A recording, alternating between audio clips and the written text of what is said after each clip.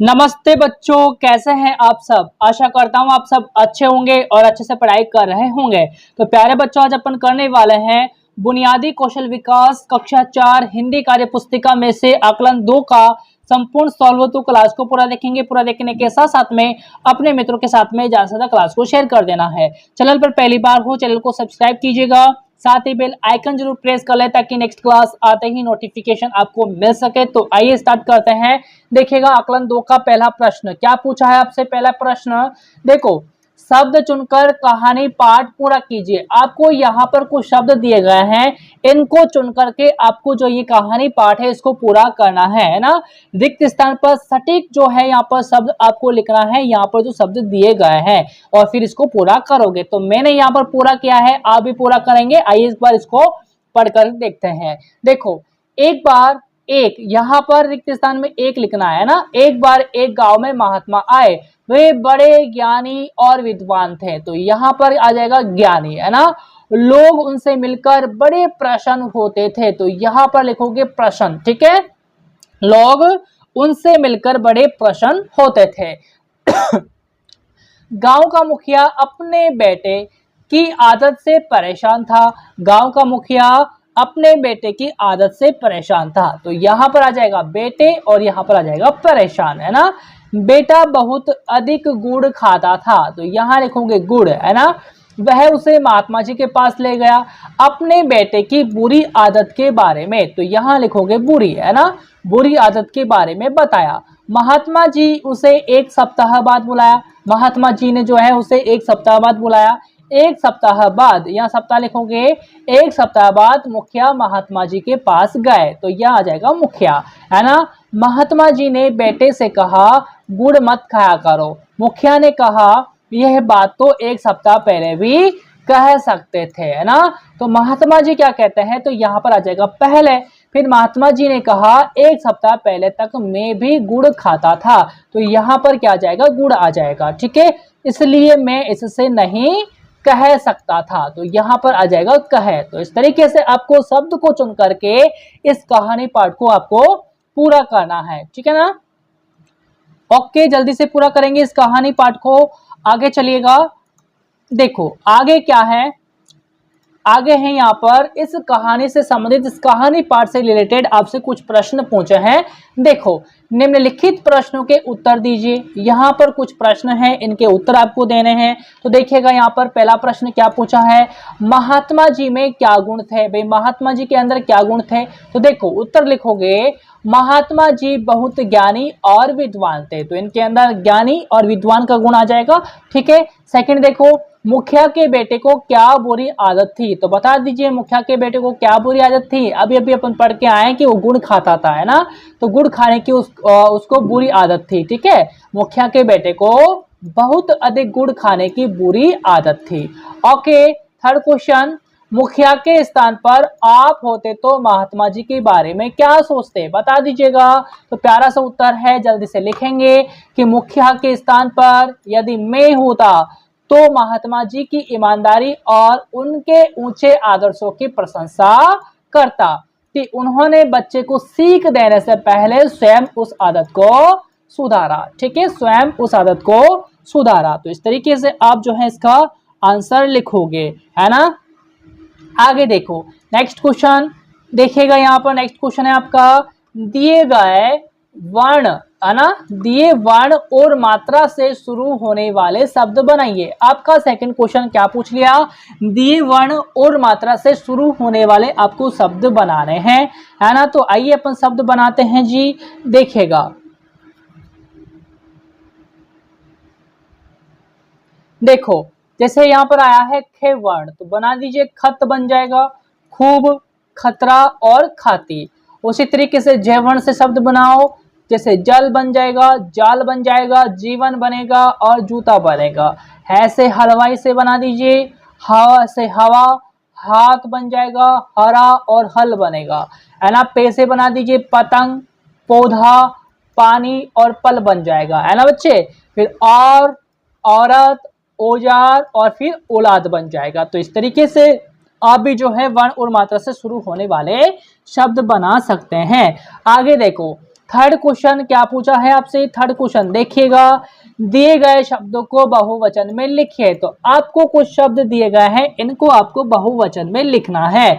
जैसे देखो यहाँ पर एक पुस्तक जो कि एक वचन के अंदर है, इसको बहुवचन बनाना है।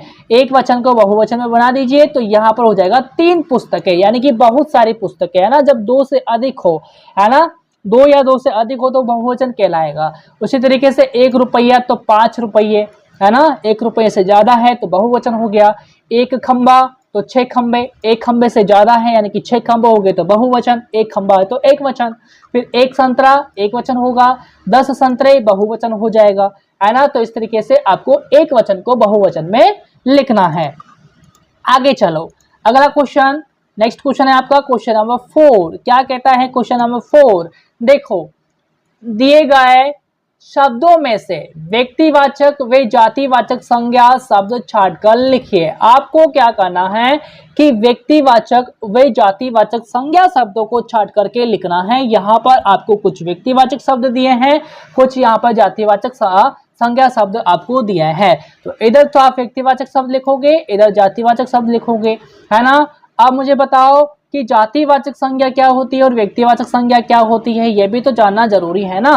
पहले देखो व्यक्तिवाचक संज्ञा किसे कहते हैं, जिन शब्दों से, ध्यान से सुनना, जिन शब्दों से किसी विशेष व्यक्ति, स्थान या वस्तु के नाम का बोध होता है उसे अपन व्यक्तिवाचक संज्ञा कहते हैं। जैसे व्यक्ति का नाम हो जाएगा, जैसे नरेश हो गया, जैसे राम हो गया, जैसे सचिन, महात्मा गांधी, है ना। उसी तरीके से स्थान का नाम जैसे जयपुर, दिल्ली, अजमेर, भारत। उसी प्रकार से वस्तु या ग्रंथ का नाम जैसे रामायण, बाइबल, कुरान, ठीक है। उसी प्रकार से जातिवाचक संज्ञा किसे कहेंगे, भाई जातिवाचक संज्ञा किसे कहते हैं, क्या आपको पता है। देखो जातिवाचक संज्ञा क्या होती है, जो शब्द किसी एक ही प्रकार के व्यक्ति, वस्तु, स्थान या प्राणी की पूरी जाति यानी कि समूह अपन कह सकते हैं या फिर वर्ग कह सकते हैं का बोध कराते हैं, उन्हें अपन जातिवाचक संज्ञा कहते हैं। जैसे प्राणी के अंदर लड़का, लड़की, है ना, पशु पक्षी आ जाएंगे तो ये सभी जातिवाचक संज्ञा के उदाहरण हैं। उसी प्रकार से किताब, मोबाइल, कुर्सी, पेन यानी कि वस्तु के नाम। उसी प्रकार से स्थान में प्रकृति के नाम जैसे नदी, पहाड़, शहर, गांव, है ना। तो ये सभी क्या है, जातिवाचक संज्ञा के अंदर आएंगे। ओके, केवल नदी, यदि नदी का नाम आ जाता है तो वो व्यक्तिवाचक में जाएगा, नदी नाम आया है केवल तो जातिवाचक में जाएगा, है ना। तो यहाँ पर व्यक्तिवाचक के अंदर कौन कौन से शब्द आ जाएंगे, देखो जैसे फतेह सागर आ गया, है ना, एक झील का नाम है। सेकंड देखो नरेश किसी व्यक्ति का नाम आ गया, है ना। उसी प्रकार से यमुना नदी एक नदी का नाम है। अजमेर, है ना, किसी स्थान का नाम है, हिंदी भाषा, है ना। तो ये सभी क्या है, व्यक्तिवाचक हैं। फिर जातिवाचक में देखो विद्यार्थी, पहाड़, देश, लड़की और पेड़, ये सभी जातिवाचक के अंदर आएंगे। ओके, आगे चलेंगे। नेक्स्ट क्वेश्चन, क्वेश्चन नंबर आपका 5 है ना। उचित शब्द से वाक्य पूरा कीजिए। भाई उचित शब्द से आपको वाक्य पूरा करना है ना। देखो नाम मानव है, मानव क्या है बच्चा, एक लड़का है ना, इसलिए उसका प्रयोग करना पड़ेगा। उसकी लड़की के लिए प्रयोग करते हैं तो यहाँ पर उसका आपको प्रयोग करना पड़ेगा। उसका नाम मानव है तो यहाँ क्या लिखोगे, यहाँ लिखोगे उसका, लिख दीजिए जल्दी से, उसका नाम मानव है, ठीक है। से बारिश होती है, बताओ बारिश किससे होती है, क्या बादल से होती है, नदी से, नदी से थोड़ी होती है बारिश, बारिश तो बादल से होती है। तो यहाँ बच्चे आप क्या लिखोगे, बादल लिखोगे। इतना तो आप कर सकते हो, है ना, आप भी होशियार हो, है ना, आप कम थोड़ी हो पढ़ने में। तो यहाँ लिखोगे बादल, है ना। नदी में नाव चलती है, बच्चा कार तो रोड पर चलती है, नाव चलती है नदी के अंदर। तो यहाँ लिखोगे नाव, क्या लिखोगे, नाव लिखोगे।